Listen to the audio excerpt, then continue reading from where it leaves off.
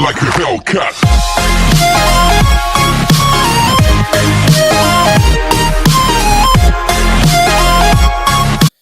سلام علیکم با کل بینندگان شبکه یوتیوب و کل بینندگان کانال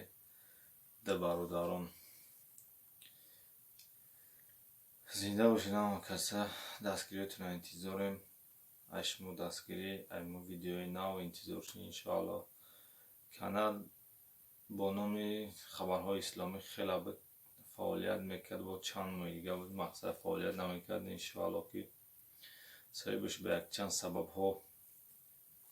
ویدیو نمیکرد انشاءالله کانال عدستی ما غلطید ایز پس انشاءالله که قطعی فیروز برادرمون کار میکنیم که پادپیسچیکای ما روزی باشن برای پیشروی کانال اشما فقط دستگیری اما ویدیوی نو کردن و گفتن برادر جانو که یگان ایده یا یگان مقصد درخواست خواهی چیزی که دارین در کامنتاری بنویسین انشاءالله ما همش میخوانیم میبینیم ایده های شما را فکر شما را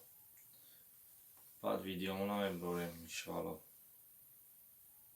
و باز گفتنیم یک کانال دیگه ما هست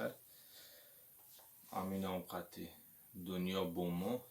اگر امکانیت باشه خبر بگیرین دستگیری کنین به حد خوب میشه به حد خرسند میشیم. یا چی بگیم ویدیوی نما انتظار شین برادر جانو فیروز برادر جان برگه سلام علیکم ویدیوی نما انتظار شین کانال هم نام شالش کردیم انشاءالله که کار میکنه همه خرسند شین ویدیوی نوا تست اجداد کنه که کی میبروه واقعی زنده و سربلند باشین در کانال ابونه شدگی نباشین ابونه شین و کسی که ابونه شدگی های لایک اونا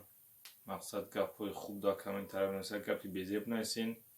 ما دمی چی نمیشه مقصد ما یا داده چی میکنیم توغریه راست گپی گنده در کار نیسته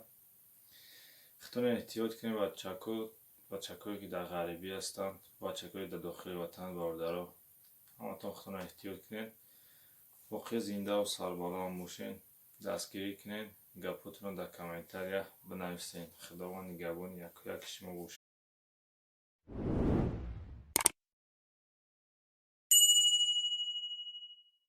Like a Hellcat.